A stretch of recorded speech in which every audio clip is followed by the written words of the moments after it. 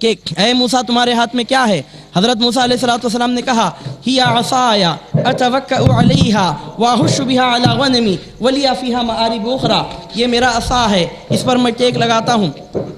اس سے میں اپنی بکریوں کو ہکالتا ہوں اور اس سے میرے دوسرے کام میں نکلتے ہیں۔ تو اللہ سبحانہ و تعالیٰ نے فرمایا اے موسیٰ اپنا عصا زمین پر ڈال۔ حضرت سیدنا موسیٰ علیہ السلام جیسے ہی اپنا عصا زمین پر ڈالتے ہیں تو عصا چمکنے لگتا ہے، اژدہا بن کر دوڑنے لگتا ہے۔ یہ حضرت سیدنا موسیٰ علیہ السلام کی شان ہے کہ آپ کا عصا اژدہا بن کر دوڑنے لگتا ہے۔ اور ہمارے حضور نبی کریم صلی اللہ علیہ وسلم کی شان یہ ہے، سرکار صلی اللہ علیہ وسلم کی عظمت یہ ہے، سرکار صلی اللہ علیہ وسلم کے معجزات کا کمال یہ ہے کہ آپ کے دو صحابہ حضرت اسید بن حضیر اور حضرت عباد بن بشر رضی اللہ تعالیٰ عنہما، یہ دونوں صحابی سرکار صلی اللہ علیہ وسلم کی بارگاہ سے رات کے وقت واپسی کی اجازت لیتے ہیں، جا رہے ہوتے ہیں، راستے میں اندھیرا ہوتا ہے، تو چونکہ راستے میں اندھیرا تھا جب وہ نکل رہے تھے تو سرکار صلی اللہ علیہ وسلم ان میں سے ایک کی چھڑی کو لے کر اپنا ہاتھ اس پر پھیر دیتے ہیں، تو دیکھنے والی آنکھیں دیکھتی ہیں کہ وہ چھڑی لائٹ کی طرح، شمع کی طرح روشن ہو کر اجالا پھینکنے لگتی ہے۔ حضرت موسیٰ علیہ السلام کا معجزہ یہ ہے کہ آپ ہاتھ ڈال کر باہر نکالتے ہیں تو آپ کا ہاتھ چمکتا ہے۔ ہمارے سرکار صلی اللہ علیہ وسلم کا معجزہ یہ ہے صرف آپ کا ہاتھ نہیں چمکتا، جس چھڑی پر آپ ہاتھ پھیرتے ہیں وہ چھڑی بھی چمکنے لگ جاتی ہے۔ حضرت اسید بن حضیر، حضرت عباد بن بشر رضی اللہ عنہما، یہ دونوں صحابی سرکار کی محفل میں آتے ہیں، رات ہو جاتی ہے، جب جانا چاہتے ہیں تو چونکہ راستے میں اندھیرا ہوتا ہے، پریشان ہوتے ہیں، تو سرکار صلی اللہ علیہ وسلم کا حکم ہوتا ہے فکر مت کرو، پریشانی مت کرو، پریشان مت ہو۔ اس کے بعد حضور نبی کریم صلی اللہ علیہ وسلم ایک عصا پر اپنا ہاتھ مبارک، دستے مبارک پھیرتے ہیں تو وہ عصا لائٹ کی طرح روشن ہو جاتا ہے۔ اب وہ دونوں نکل کر وہاں سے جاتے ہیں،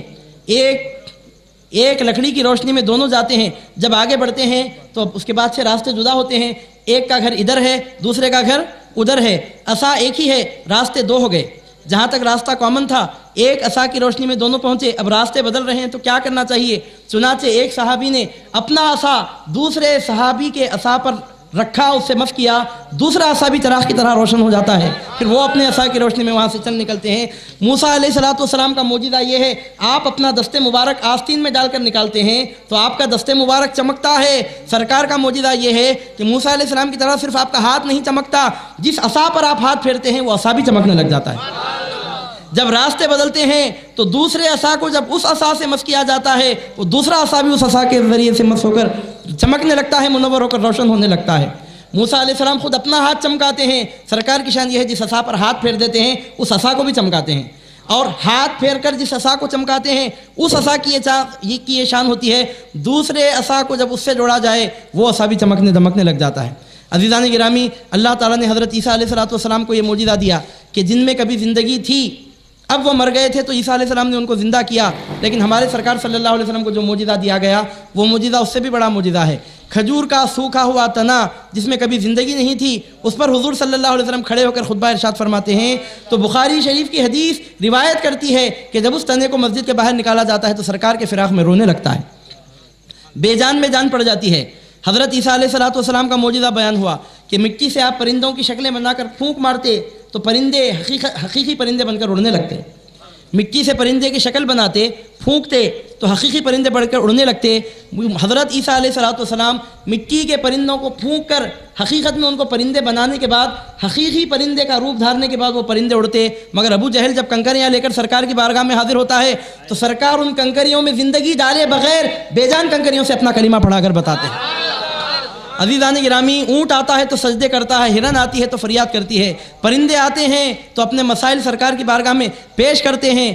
اشارہ پاتا ہے تو چاند کے جو ٹکڑے ہوتے ہیں، حکم ہوتا ہے تو ڈوبا ہوا سورج پلٹ کر آ جاتا ہے۔ تمام پیغمبروں کو جو کچھ معجزے دیے گئے سب سراخوں پر، لیکن ہمارے حضور نبی کریم صلی اللہ علیہ وسلم کو جو معجزے دیے گئے ان معجزوں کی شان ہی کچھ اور ہے، ان معجزوں کی بات ہی کچھ اور ہے۔ عزیزان گرامی، چونکہ مہمان مقرر ہمارے درمیان میں تشریف فرما ہے اور ہماری خطابات تو آپ روزانہ سن رہے ہیں، سنتے رہیں گے انشاءاللہ تعالی، اس واسطے یہیں پر ہم اپنے آج کے اس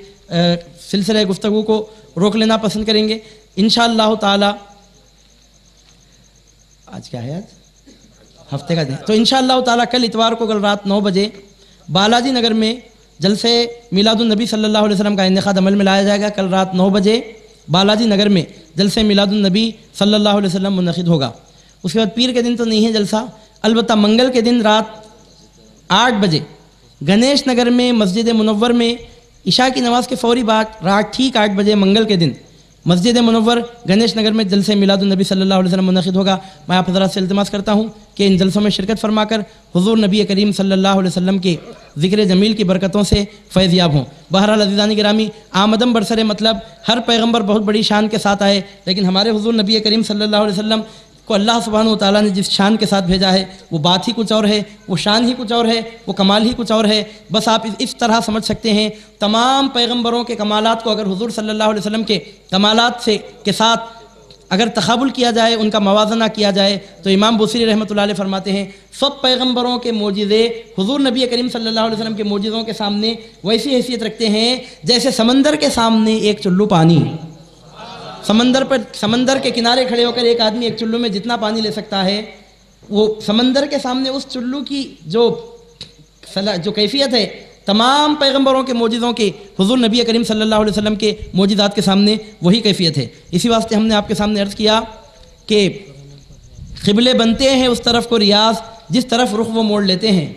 قبلے بنتے ہیں اس طرف کو ریاض جس طرف رخ وہ موڑ لیتے ہیں، جس طرف وہ نظر نہیں آتے ہم وہ رستے ہی چھوڑ دیتے ہیں۔